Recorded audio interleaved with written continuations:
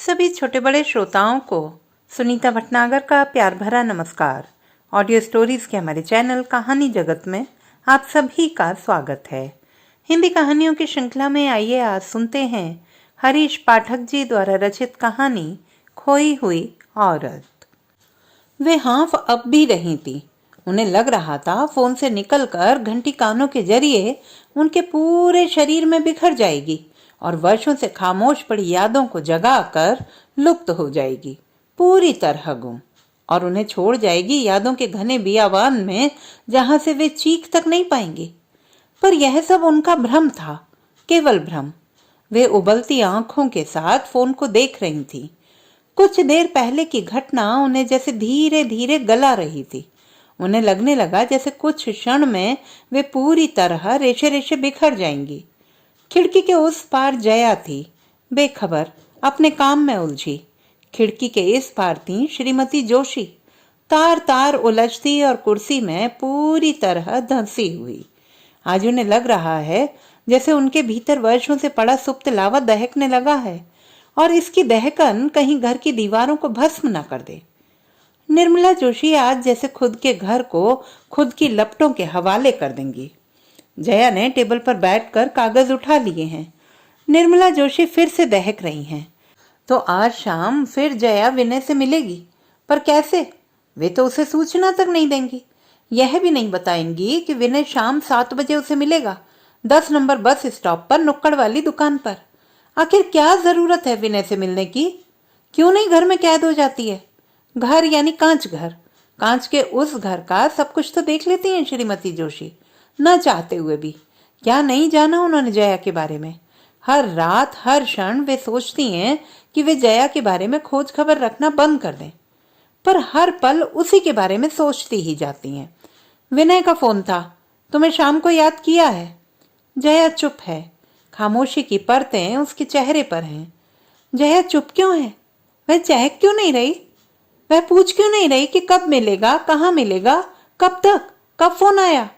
कितनी देर से परेशान हो रही थी श्रीमती जोशी जया को लेकर, फोन को लेकर, और अब जया से कहने के बाद भी परेशान है।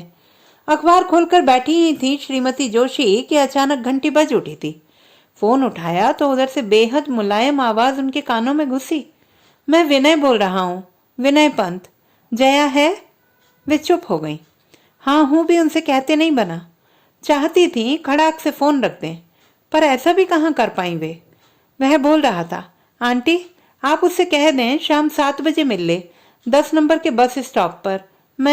वह अपना शब्द पूरा नहीं कह पाया था कि उन्होंने फोन काट दिया था। और फिर देर तक पछताती रही निर्मला जोशी। न जाने किन किन स्मृति वनों में भटक आई। क्या क्या सोच लिया उन्होंने।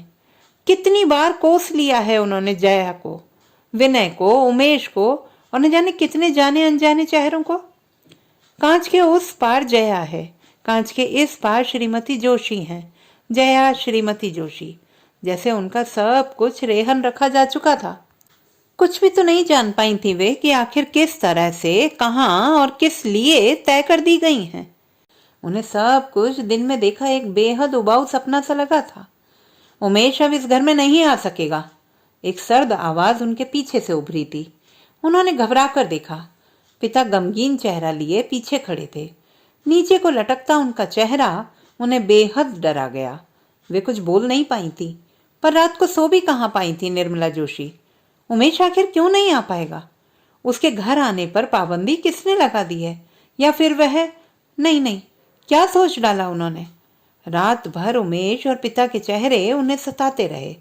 वह सुबह न जाने क्यों उन्हें सुबह सी नहीं लगी, डरी और सहमी हुई सुबह। पिता बाहर आराम कुर्सी पर बैठे थे, पर उनकी आंखों में रात की तरह ही गुस्सा था। दर्द की एक परत पिता की आवाज के साथ ही उनके चेहरे पर लिप सी गई थी, और एक मरियल प्रश्न बार बार उनकी आंखों में उलझा रहा था। उमेश घर क्यों नहीं आएगा? पिता तक जाने के लिए उनके कदमों में साहस नहीं था। शब्द छपाक से उचटकर पिता तक नहीं पहुंच सकते थे, पर उन्हें बार बार लग रहा था कि उमेश के न आने का कारण क्या पिता से पूछा जा सकता है। हराम ज्यादा विश्वासघाती, घर में रहकर खेल खेलता है। अचानक पिता चीखे थे और उनके सामने सब कुछ खुल गया था। आहिस्ते आहिस्ते मुझे क्या पता था कि वह हरामी मेरे घर में आग फूंक रहा है। मैं सब समझ गया उसका नाटक। और सुनो निम्मो, तुम भी आज के बाद उस ओर नहीं जाओगी, वरना। पिता गुस्से में कांप रहे थे।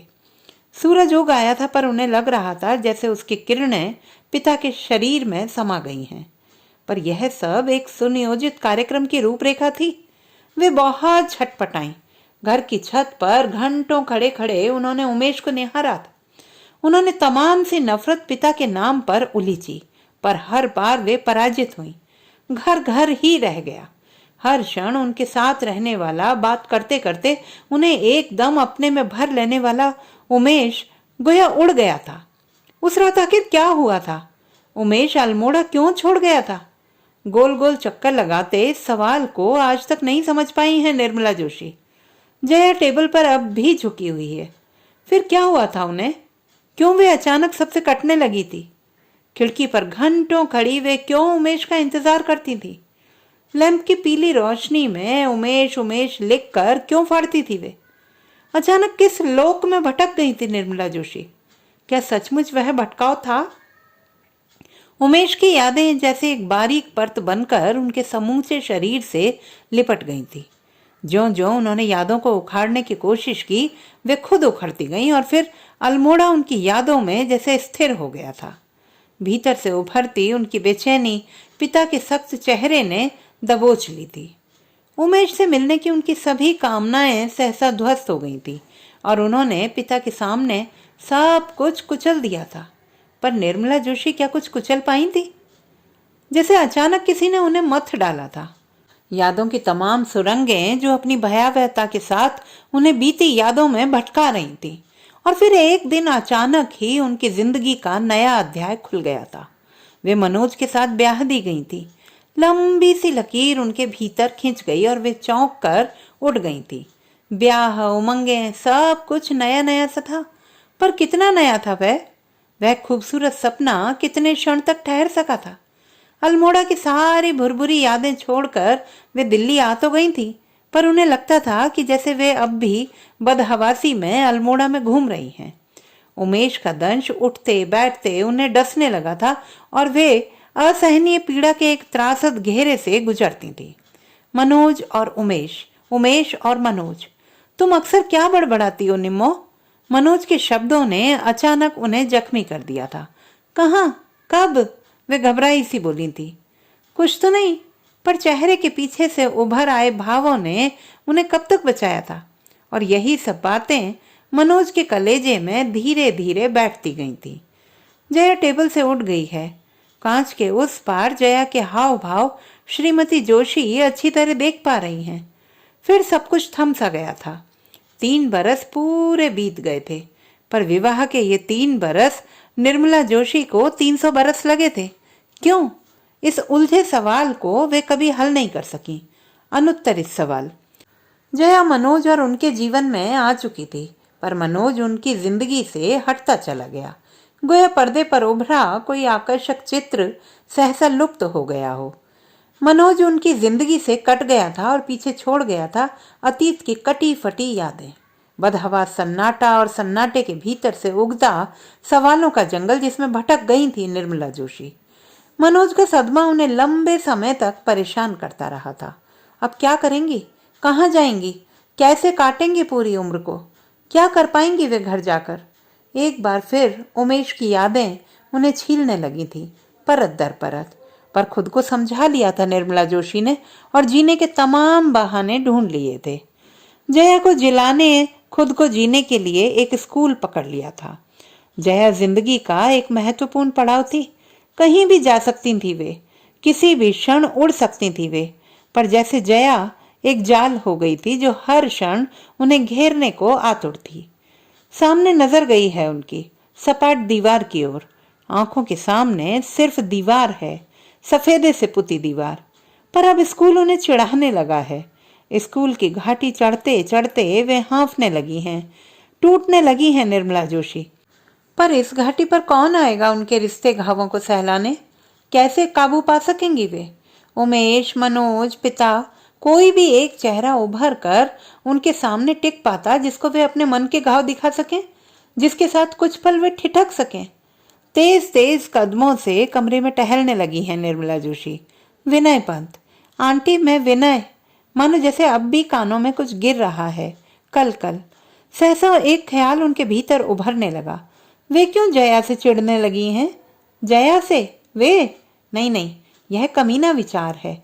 जो नजरों से उन्होंने इधर उधर ताका है घबरा कर, पर यह सच है, अक्षर अक्षर सच। काश निर्मला जोशी समझ सकती जया की पीड़ा को।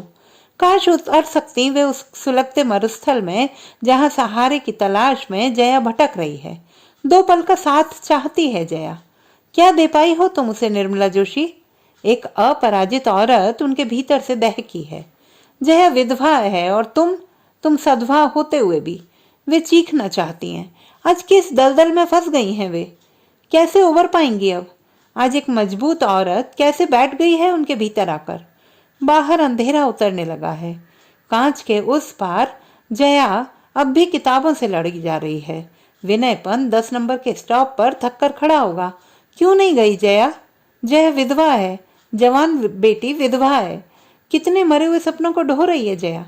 क्या देख पाई थी वह? कुछ भी तो नहीं। घर संसार देह सुख कुछ भी तो नहीं। 4 दिन बाद वापस आ गई थी जया। सारा श्रृंगार धो लाई थी और साथ में ले आई थी जलते हुए सपने, धुएं होती उमंगे। कितना टूट गई थी वे। किश्त दर किश्त जिंदगी से हारी थी वे। क्षण क्षण गली थी निर्मला जोशी। पर आज विनय पंत की आवाज उनके कानों के पर्दों को फाड़ रही है। क्यों नहीं चाहती निर्मला जोशी कि जया तेजी से उठे और आसपास के विषैले वातावरण को धो डाले? वे क्यों नहीं चाहती कि जया की खुशियां घर की दीवारों में कंपन बिखरा दें? उदासी के मजबूत ताबूत में लिपटी जया का गलना वे क्यों देखना चाहती हैं? कितनी गिर गई हैं वे। घर अब उजाड़ सपनों का देश हो गया है।